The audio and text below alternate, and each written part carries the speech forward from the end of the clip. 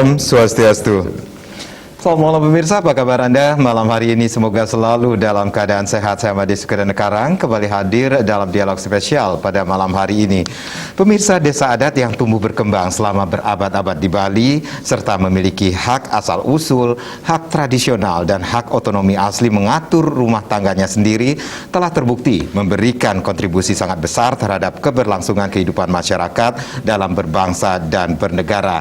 Desa adat sebagai kesatuan masyarakat hukum adat berdasarkan filosofi Trihitakarana yang berakar dari kearifan lokal Satkerti dengan dijiwai ajaran agama Hindu dan nilai-nilai budaya serta kearifan lokal yang hidup di Bali sehingga perlu diayomi, dilindungi, dibina, dikembangkan dan diberdayakan guna mewujudkan krama Bali yang sesuai dengan prinsip Trisakti Bung Karno, yaitu berdaulat secara politik, berdikari secara ekonomi dan berkepribadian dalam kebudayaan.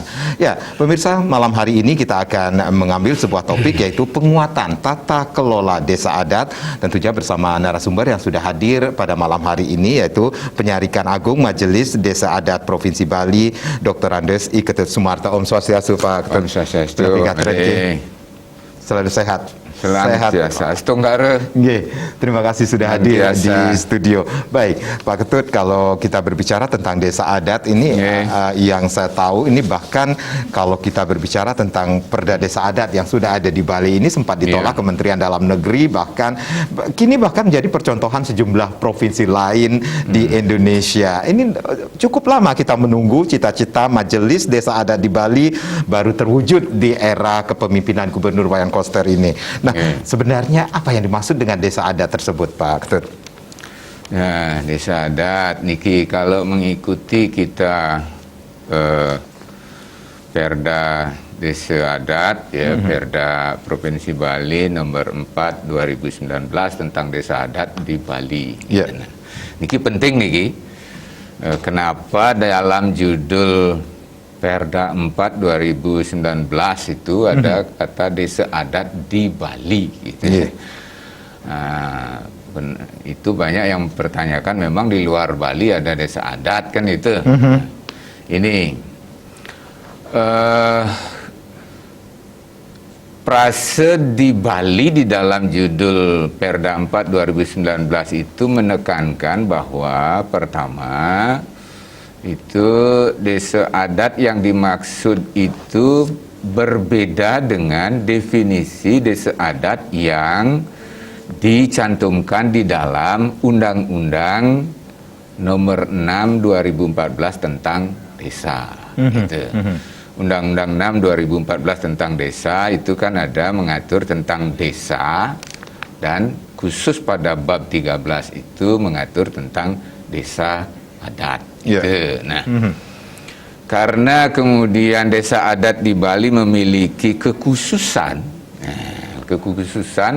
terutama dalam hal bahwa wewidangan desa adat secara satu masing-masing itu kan memang memiliki otonomi dia.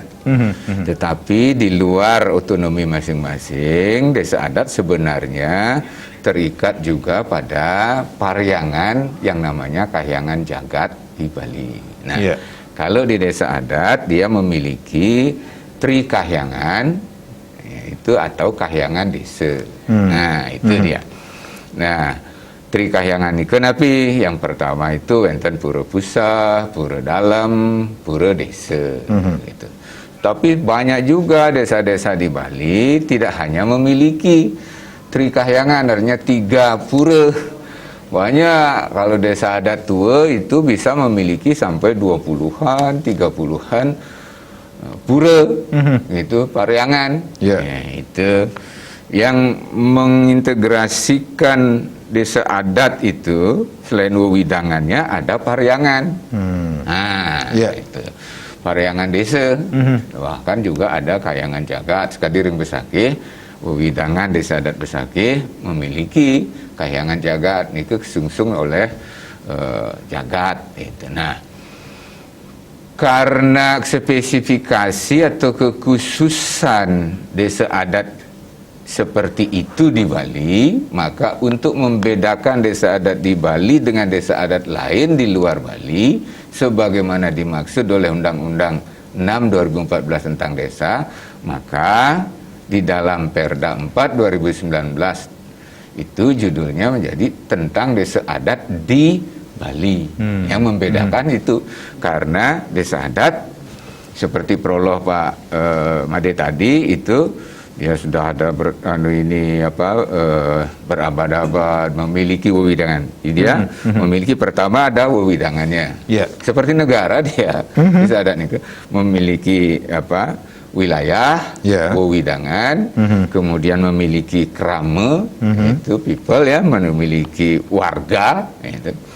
Tapi krama namanya, krama itu sekarang ada 3. Krama desa adat yang mipil. Nah, misalnya Pak Made sudah berkeluarga, kemudian mipil menjadi anggota di desa adat kelahiran, itu misalnya. Nah, itu dia. Itu jadi anggota gitu ya. Nah, kemudian ada krama krama tamiu. Krama tamiu itu krama adat yang bertempat tinggal di luar desa adatnya, gitu.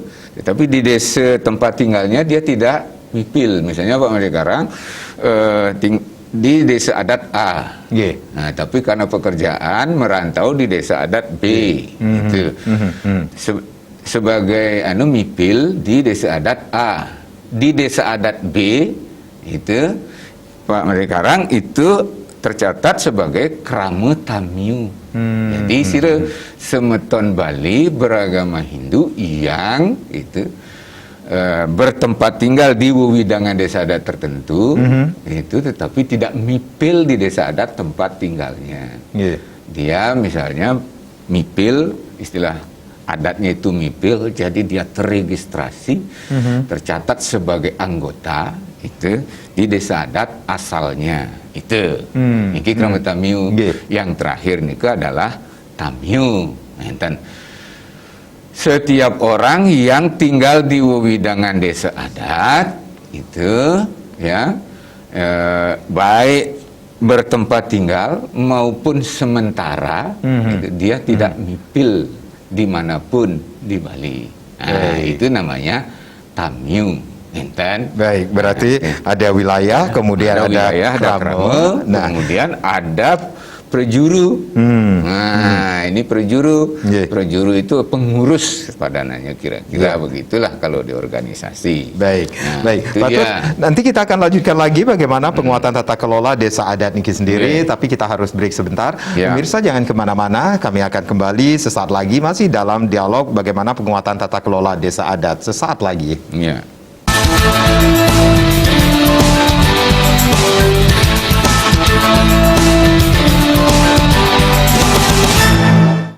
Baik, terima kasih Anda yang baru saja bergabung bersama kami dalam dialog khusus penguatan tata kelola desa adat, masih bersama Penyarikan Agung Majelis Desa Adat Provinsi Bali, Bapak DRSI Ketut Sumarte. Pak Ketut, kalau tadi Bapak mengatakan bahwa desa adat tersebut harus memiliki beberapa persyaratan seperti wilayah, kemudian krama, kemudian prejuru. Nah, yang menjadi pertanyaan, ada tradisi turun-temurun, juga ada merasa bersama, memiliki hukum adatnya dalam bentuk aweg-aweg, beraram atau peraturan-peraturan desa adat lainnya. Ini yang menjadi pertanyaan sebenarnya, siapa yang membentuk desa adat khususnya di Bali Niki sendiri? Nah, Niki ada sedikit sejarah yang jelas, yang melakukan penataan desa adat secara komprehensif, ya, menyeluruh begitu, fundamental. Dalam beberapa lontar disebutkan itu adalah ide Empu Kuturan. Nah, itu beliau datang dari Jawa ke Bali itu zaman Raja Udayana. Itu sekitar tahun 1001. Nah, beliaulah yang menata desa adat sehingga memiliki ikatan yang namanya Parihyangan tadi itu, Trikahyangan, sebagai hasil beliau mengintegrasikan sekte-sekte di Bali yang dilakukan di Samuan Tiga Betulu, sehingga mungkin wenten pura Samuan Tiga di Bedulu, Gianyar. Nah, itu 9 sekte dikumpulkan, kemudian diintegrasikan menjadi 3, sehingga kita memuja Murti, Brahma pencipta, Wisnu sebagai pemelihara, Siwa atau Iswara sebagai pelebur, Perlina, Utpati, Stiti, Perlina. Itu kemudian diimplementasikan di soang-soang wewidangan desa adat, itu menjadi Tri Kahyangan desa. Wenten pura desa, pura pusah, pura dalem. Pura desa ni ke pemujaan Brahma, ring pusah Wisnu, ampun kenten ring pura dalem itu Siwa, Siwa Durga. Nah, itu yang mengikat desa adat menjadi ciri khas desa adat. Itu. Nah, pada bentukan berikutnya, lalu niki kan pasti berkembang nih. Itu. Jadi berdasarkan pengalaman-pengalaman, jadi setiap desa adat pasti dia itu memiliki wilayah atau widangan, memiliki pengurus, memiliki hukum adat, keramonya, dan memiliki pariangannya. Dari seluruhan itu diikat dalam pariangan, sehingga kita mengenal menjadi Tri Hitakarana, wenten pariangan, wenten pawongan, wenten ada palemahan. Itu dia. Berarti ada lembaga-lembaganya juga di desa adat itu sendiri. Otomatis. Nah, lembaganya itu apa? Sehingga dari sana pertanyaan topik yang utama kita sekarang ini kan tentang tata kelola desa adat. Tata kelola desa adat itu, maka yang pertama dia akan menyangkut terkait dengan Tri Hitakarana, pariangan, pawongan, palemahan. Di dalamnya juga ada tata kelola hukum adat. Hukum adat di situ ada, dia dituangkan ke dalam bentuk awig-awig. Awig-awig, kemudian ada perarem. Awig-awig kira-kira padanannya seperti undang-undang dasar bagi desa adat bersangkutan, gitu ya. Kalau perarem mungkin bisa lah setara. Kalau dalam tatanan, kalau kita memang cari padanan gitu ya, itu seperti perarem. Kemudian ada peraturan-peraturan. Perarem itu artinya kesepakatan. Berarti setiap desa adat yang ada di Bali dari 1493 desa adat ini sendiri akan tidak sama perarem atau otomatis. Nah, karena itulah kemudian di Bali dikenal ada istilah desa mawa cara. Setiap desa adat memiliki awig-awignya sendiri, memiliki peraremnya sendiri, artinya hukum adatnya sendiri, berlaku setempat. Nah, itu. Desa adat A, desa adat B, soang-soang, masing-masing memiliki itu. Nah, tapi di luar itu kemudian ada tadi itu kita sebutkan itu tata kelola hukum adat kan itu. Kemudian ada tata kelola pemerintahan desa adat. Maka kelembagaan-kelembagaan itu ada pemerintahan desa adat. Pemerintahan desa adat itu mencakup apa? Pertama ada prejuru desa adat. Pengurus padanannya. Itu dalam bahasa Indonesia kira-kira. Kemudian ada oleh Perda 4 2019 berdasarkan di desa-desa adat tua atau desa-desa yang juga desa adat Apenaga itu ya, itu juga memiliki yang namanya Sabe Desa Adat. Sabe Desa itu adalah semacam badan pertimbangan yang menjadi memberikan pertimbangan kepada prejuru gitu.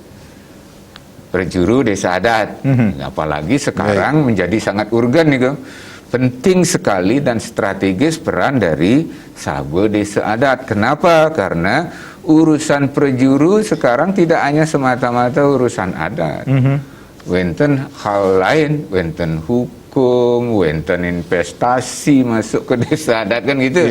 Nah, kadang-kadang juga ada hal lain, ada politik, ada ekonomi. Nah, itu prejuru desa adat yang diketuai oleh bendesa, kelihan desa adat atau kelihan gitu. Ada dua istilah, wenten kelihan, wenten keliang. Nah, kalau kelihan berarti lebih tua, kalau kelihan dituakan gitu. Itu atau sebutan lain, wenten jero gede, wenten kubayan, banyak istilah-istilah itu. Ya. Itu kemudian perlu ada pendamping dia. Itulah yang namanya sabe desa.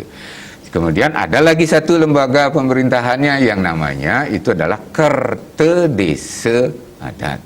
Kerta Desa itu artinya kerta itu adil dia.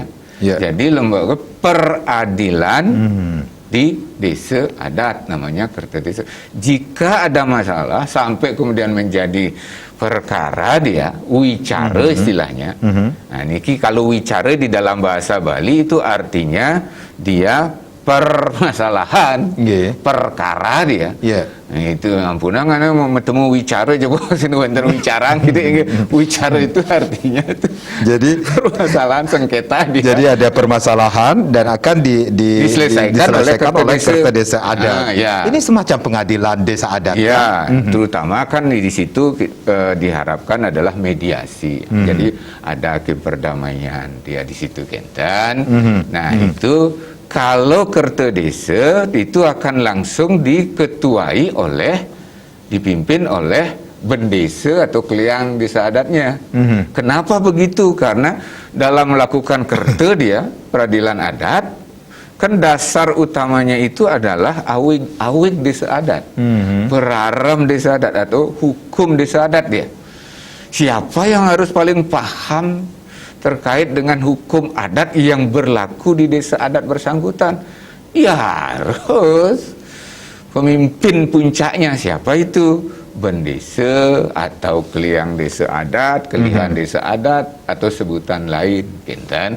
Nah, kalau sabe desa adat, boleh nanti diantara yang ditunjuk sabe desa adat itu nanti saling bermusyawarah siapa yang akan menjadi ketuanya, gitu. Siapa dados sekretarisnya atau penyarikannya, itu dia. Tapi per prinsip sabe desa adat itu tidaklah dia sama seperti nanti DPR-nya di desa adat atau badan permusyawaratan itu, atau ada badan perwakilan di desa adat. Nah, dia itu adalah partner kerjanya, mitranya, membantu itu berjuru di dalam menjalankan roda pemerintahan di desa adat. Satu lagi di dalam kelembagaan pemerintahan desa adat itu adalah ada banjar adat. Kan itu kan biasa nih ada desa adat terdiri dari ada satu banjar, ada lebih dari satu banjar, bahkan ada satu desa adat itu seperti di Denpasar terdiri dari itu 105 banjar. Di Kerobokan satu desa adat terdiri dari 50 banjar. Nah, pertanyaan Pak Ngade Karang tadi itu ada juga lembaga-lembaga lain di desa adat. Nah, itu pertama wenten pecalang. Kalau di desa adat itu ada de trune atau trune-truni gitu. Nanti di tingkat provinsi itu ada namanya itu Waiketan Yowane. Itu ada pecalang, ada Yowane, kemudian ada keramu istri. Siken keramu istri nih yang sudah mengorganisasi di tingkat Bali namanya Pakis. Kan itu. Kemudian di luar itu ada Serati Banten. Wenten Pemangku, ada lagi Keramu Werde, ada juga kemudian itu adalah peseraman.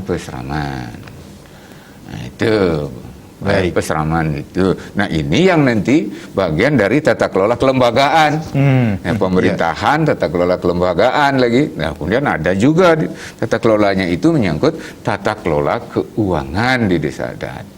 ada tata kelola pembangunan. Nah, itu nanti kita bahas satu-satu. Nah, secara umum tata kelola desa adat itu dia ada mencakup 4 hal. Pertama itu adalah namanya kalau dalam terminologi Bali, istilah Bali nih ke istilah adatnya uwenten linggih, uwenten sesana, kemudian yang ketiga itu swadharma, yang keempat itu ada swadikara. Linggih itu kedudukan hukum sebagai apa di desa adat. Seperti tadi, ada desa, ada saba desa, ada perjuru, ada napi Malay itu kerta desa, gitulah. Itu ada kalau di desa adat tua, ini desa adat di Bali kan ada desa adat tua. Kalau oleh Perda 4 2019 dibedakan menjadi 2. Ada desa adat tua, ada desa adat penaga. Desa adat tua itu sebenarnya praksisnya di lapangan juga ada 2 itu.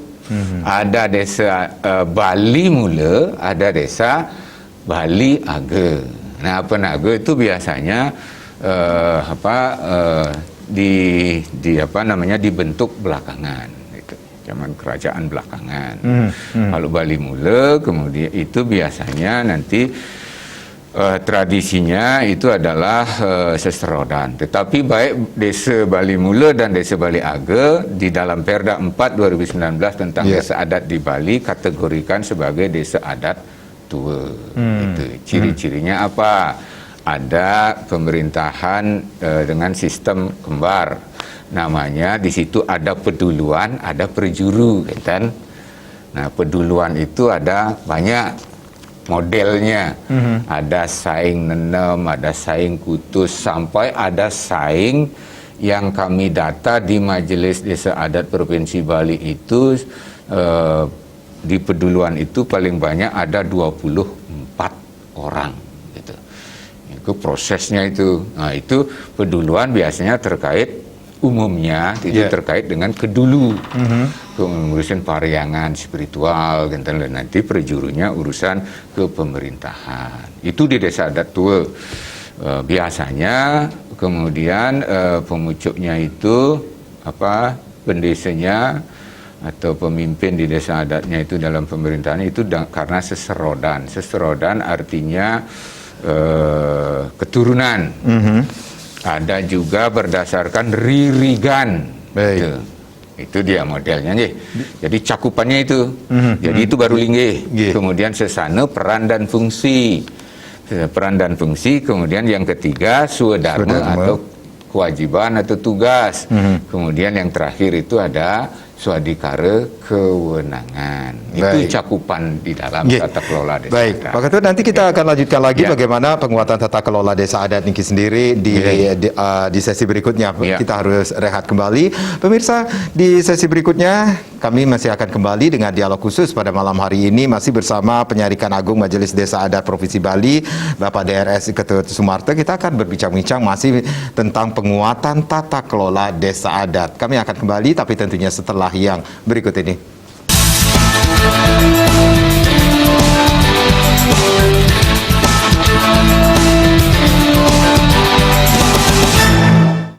Ya, kita masih berbincang-bincang mengenai penguatan tata kelola desa adat masih bersama Bapak Ketut Sumarto, Penyarikan Agung Majelis Desa Adat Provinsi Bali. Kalau Pak Ketut tadi sudah banyak sekali menjelaskan dan tentang tata kelola di Bali ini yang mencakup 4 hal ini sendiri tentang linggih kedudukan hukum. Berarti sekarang desa adat mempunyai kedudukan hukum di bisa dikatakan yang kuat, bisa dikatakan demikian. Di dalam Perda 4 2019 tentang desa adat di Bali itu pasal 5 sudah ditegaskan bahwa desa adat merupakan subjek hukum.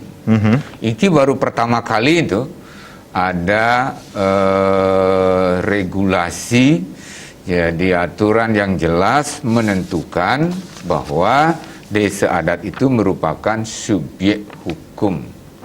Karena dia menjadi subjek hukum, maka desa adat dapat dia bertindak sebagaimana badan hukum. bisa membuat perjanjian, kerjasama sendiri itu atas nama desa adat. Bisa juga dia mensertifikatkan misalnya tanah-tanah dua desa adat, pelabur desa adat itu atas nama desa adat sendiri. Buka rekening di bank atas nama desa adat. Baik. Namun kan dulu belum boleh itu, tidak boleh itu. Gitu. Malah puranya yang boleh mensertifikatkan tanahnya gitu ya. Ya, kita mengetahui desa adat kan otonom. Sekarang pun ada dinas pemajuan desa adat ini sendiri. Nah, ini bagaimana dengan kedudukan tugas kewenangan desa adat sendiri, Pak Tun? Nah, gini, bahwa salah satu dari ciri desa adat itu di Indonesia termasuk di Bali itu adalah dia memiliki hak asal usul, itu kan hak-hak tradisional. Karena itu dia memiliki otonomi asli. Nah, karena dia memiliki otonomi asli itulah maka kemudian di Bali ada dikenal Desa Mawecara. Seperti sudah Tiang sampaikan tadi. Baik. Desa Mawecara itu artinya ada hukum, ada dreste adat yang berlaku hanya di desa adat itu. Masing-masing otonomi masing-masing desa adat itu otonom dia. Tetapi faktanya kemudian dari dulu sampai sekarang ini kemudian desa adat di balik dia otonomi dia tidaklah satu hal yang sangat terpisah. Dia tetap secara kosmologis dipersatukan oleh suatu sistem di Bali yang namanya itu kalau dalam bentuk Pariangan di Bali dia dipersatukan oleh Pura Kahyangan Jagat, terutama itu Besakih sebagai Purusa, Ulun Danu itu sebagai Perdana. Samian desa adat nyingkumin iki. Semua desa adat mengharus itu kayangan-kayangan desa, ring desa adat itu dengan sekian itu kayangan desanya, tri kahyangannya, kemudian dipersatukan oleh kayangan jagat berupa Pura Besakih, Pura Agung Besakih sama Pura Ulun Danu, sama kayangan-kayangan jagat yang lain. Dan itu itulah Purusa Perdana. Nah itu mengartikan bahwa ada yang namanya Desa Mawecara yang otonom, soang-soang desa adat, tetapi dalam konteks Bali sebagai satu pulau, dia juga terikat. Gitu. Ada tata kelola mikro di soang-soang desa adat dengan desa Mawecaranya, tetapi ada juga yang namanya Bali Mawecara ini. Nah, inilah yang oleh Perda 4 2019 tentang desa adat di Bali dicari titik keseimbangannya. Baik. Nah, ini ada desa adat, kemudian desa adat 1493 berkumpul diwakili oleh perjurunya, terutama bendesanya, kan itu berkumpul pada tanggal 6 Agustus 2019 di Wantilan Pura Samuan 3, membentuklah yang namanya Majelis Desa Adat. Itu. Majelis Desa Adat ini ada berjenjang dari tingkat kecamatan, kabupaten, kota, provinsi. Yang pertama dibentuk itu adalah provinsi. 1493 berkumpul membentuk Majelis Desa Adat Provinsi Bali. Kemudian kabupaten, kota, kecamatan. Nah, karena majelis dibentuk oleh seluruh desa adat di Bali, maka itu sebagian dari otonomi desa adat dipercayakan, itu dimandatkan kepada majelis, sehingga majelis sebagai pesikian. Nah, itu pesikian dia, persatuan seluruh desa adat di Bali. Siapa yang membentuk? Sekali lagi itu adalah desa adat. Karena itulah itu apa yang menjadi nanti keputusan bagi majelis itu mengikat desa adat seluruhnya di Bali sesuai dengan tingkatan. Itu loh. Nah, itu dia. Seperti misalnya Pak Made Karang itu kan otonom sebagai pribadi. Yeah. Nah, tetapi ketika Pak Made Karang kemudian bekerja di sebuah organisasi bernama perusahaan ini Bali TV itu misalnya, maka Pak Made Karang yang otonom secara pribadi memiliki otonomi sendiri, kemudian sebagian dari otonomi Pak Made Karang itu diserahkan, dipercayakan kepada perusahaan tempat kita bekerja gitu loh.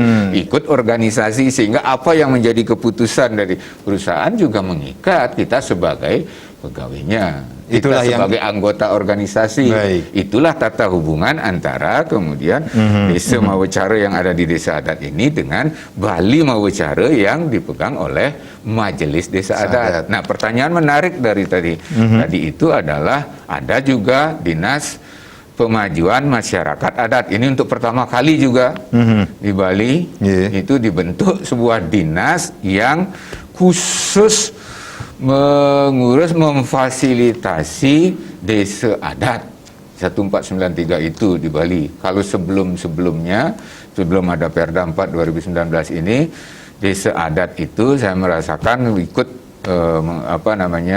membangun majelis, dulu namanya kan Majelis Utama. Majelis Utama Desa Pekraman itu. Nah, itu hanya diurus oleh seorang kasih di Dinas Kebudayaan Provinsi Bali. Ngurusin 1493, kebayang nggak itu berat? Nah, sekarang sudah ada satu dinas. Tugas dinas terutama itu adalah memfasilitasi. Baik. Nah, karena peran negara dalam konteks ini diwakili oleh pemerintah Provinsi Bali itu adalah mengakui, melindungi, memfasilitasi, tidak boleh mengintervensi desa adat. Itu mandat Undang-Undang Dasar 1945 pasal 18B ayat 2, bahwa negara itu jelas mandatnya di dalam Undang-Undang Dasar itu, konstitusi kita pasal 18B ayat 2, negara mengakui dan melindungi kesatuan masyarakat hukum adat. Baik. Gitu. Dan ini ada yang menarik, tidak boleh mengintervensi desa adat itu sendiri. Seperti apa itu? Nah, itu dia. Kan banyak sekarang yang mengartikan ini majelis bikin keputusan ini mengintervensi. Majelis melakukan pembinaan mengintervensi. Itulah jadi mencari titik keseimbangan antara desa Mawacara yang otonom, tetapi juga ada keputusan yang diambil bersama lewat apa? Lewat Paruman Agung. Paruman Agung itu seperti kongres setiap 5 tahun sekali. Baik. Kalau kemudian yang setahun sekali atau 2 tahun sekali itu namanya Pesamuan Agung. Pesamuan Agung itu seperti rapat kerja, tapi juga dia membuat keputusan bersama dari seluruh desa adat yang ada di Bali. Kalau kongres itu dia nanti apa yang namanya Paruman Agung yang 5 tahun sekali. Di situ pertama adalah nanti pertanggungjawaban dari pengurus MDA dilakukan di situ, kemudian pemilihan pengurus baru, kemudian yang ketiga itu adalah menyusun program kerja. Itu 3 hal. Baik. Kalau di Pesamuan nanti ada kesatuan tafsir tentang hukum adat. Itulah yang menjadi keputusan bersama, itu otomatis dia mengikat. Itu bukan mengintervensi namanya itu. Baik, berarti Pesamuan. Nah, tugas majelis itu adalah menyusun pedoman-pedoman. Nah, pedoman ngadegang bendesa misalnya, karena di dalam Perda 4 2019 pengadegan bendesa itu berdasarkan musyawarah mufakat. Bagaimana desa adat bermusyawarah mufakat? Modelnya itu. Banyak juga yang tidak paham lagi bagaimana bermusyawarah mufakat karena ikut pola seperti pemilihan kepala desa atau perbekal, pemilihan kepala daerah, bupati, wali kota, gubernur sampai pemilihan presiden itu berdasarkan pemilihan.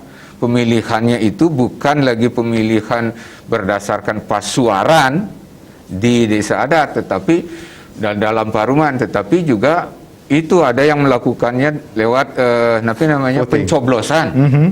Sehingga mau milih bendesa sebelum ada Coblosan. Perda 4 ini ada kampanye segala macam seperti itu.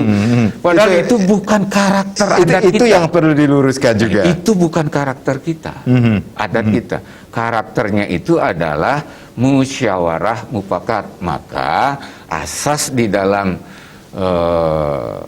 desa adat itu ada namanya gilik seguluk. Gilik itu bulat, seguluk jadi bersama-sama. Kemudian pare separuh. Pare separuh itu saling berbagi, no, take and give itu. Oke. Saya itu benar pedidian gitu kan. Jangan benar kita sendiri yang gitu. Ya apa namanya unjuk lungsur gitu. Gilik seguluk, pare separuh, itu selunglung sebayan take, itu saya sekata gitu. Memang seluung-luung sebaya antake, jangan luung-luungnya saja mau dibangunnya. Kemudian ada baya apalagi antake sing menjemak timpal. Itu yang menjadi maksudnya. Itu yang menjadi pedoman gilik seguluk, pare separuh, Dan terakhir sarpenaya. sarpenaya. Jadi luas dia, seperti jalannya ular. Baik. Sarpana ya gitu. Sarpenaya. Oke, baik. Pak Ketut, nanti kita akan lanjutkan Ya. lagi di sesi berikutnya. Pemirsa jangan kemana-mana, kami akan kembali sesaat lagi. Ya.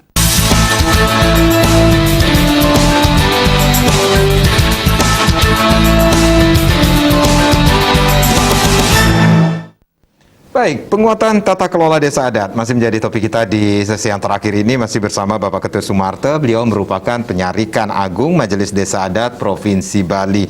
Pak Tut, kalau tadi ada Paruman Agung yang harus kita ketahui yang dilakukan 5 tahun sekali, kemudian Pesamuan Agung pun 1 tahun sekali, berarti Pesamuan Agung pun sudah pernah dilaksanakan dari Majelis Desa Adat Niki sendiri, nggih? Itu ada syaratnya kah ketika Pesamuan Agung itu sendiri disepakati berapa desa adat yang hadir ataupun yang tidak hadir nantinya, seperti begini. Sebagaimana juga halnya dengan organisasi-organisasi lain itu kan, karena majelis itu berdasarkan kewilayahan penjenjangannya, ada tingkat provinsi, kabupaten kota, kecamatan, maka Pesamuan Agung itu Paruman itu juga dia berjenjang. Kalau Paruman di tingkat provinsi namanya yang 5 tahun sekali itu Paruman Agung. Kalau di tingkat kabupaten kota namanya Paruman Madya. Kalau di tingkat kecamatan namanya Paruman Alit. Gitu. Begitu juga pesamuannya, Pesamuan Agung provinsi, Pesamuan Madya kabupaten kota, Pesamuan Alit. Di luar itu ada juga forum pengambilan keputusan, itu lembaga pengambilan keputusan di majelis itu namanya pesangkepan. Pesangkepan perjuru harian, kan. Nah, kalau perjuru hariannya di tingkat kecamatan itu ada 3 orang namanya triangge, kalau di kabupaten kota 5 orang namanya panceangge gitu. Nah, itu jadi sesuai dengan jenjangnya. Kalau di provinsi Paruman Agung maupun Pesamuan Agung dihadiri oleh seluruh desa adat yang ada di Bali sebanyak 1493. Tentu kalau misalnya pengambilan keputusannya kan berdasarkan quorum dia. Ya 50% lebih dari 1. Lebih 1 sudah bisa ngambil keputusan. Seperti itu dia umum dia. Gitu. Kalau di kabupaten kota sesuai dengan berapa jumlah desa adat yang ada di desa di kabupaten kota bersangkutan, kecamatan juga begitu. Nah, seperti itu. Nah, dalam hal itu apapun yang menjadi keputusan, kesepakatan yang kemudian diputuskan dan ditetapkan di dalam Paruman Agung maupun Pesamuan Agung, dia menjadi mengikat seluruh desa adat yang ada di wilayah itu. Nah, termasuk sekarang karena itu majelis itu membuat dia diberi kewenangan untuk membuat pedoman-pedoman. Ya. Dengan ada pedoman itu, maka desa adat, misalnya seperti di dalam pengadegan bendesa, gitu kan berdasarkan musyawarah mufakat. Nah, di situ kemudian majelis membuat surat edaran, ada aturannya ini, tatanannya bagaimana musyawarah mufakat itu, mulai dari pembuatan perarem, udah ada perarem. Peraram itu kan dibuat oleh desa adat. Yeah. Nah, setelah ada peraram pengadegan bendesa, dibentuklah kemudian panitia pengadegan bendesa. Pengadegan bendesa itu kemudian melakukan sosialisasi, nyobiahang daging peraram ini sekian lagi akan ada ini urusan nanti pencalonan dari calon-calon itu, kemudian dia bermusyawarah sampai terjadi mufakat gitu. Nanti setelah dianu itu, kemudian setelah dimufakati ada berita acaranya, kemudian diajukan untuk mendapatkan penetapan dan pengukuhan oleh Majelis Desa Adat Provinsi Bali. Yeah. Penetapan dan pengukuhan ini jangan diartikan intervensi.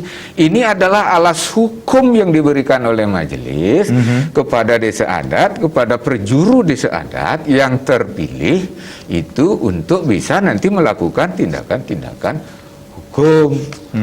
Kalau dulu sebelum ada Perda 4 memang tidak ada penetapan itu. Kadang-kadang bupati membuat penetapan, membuat SK. Baik.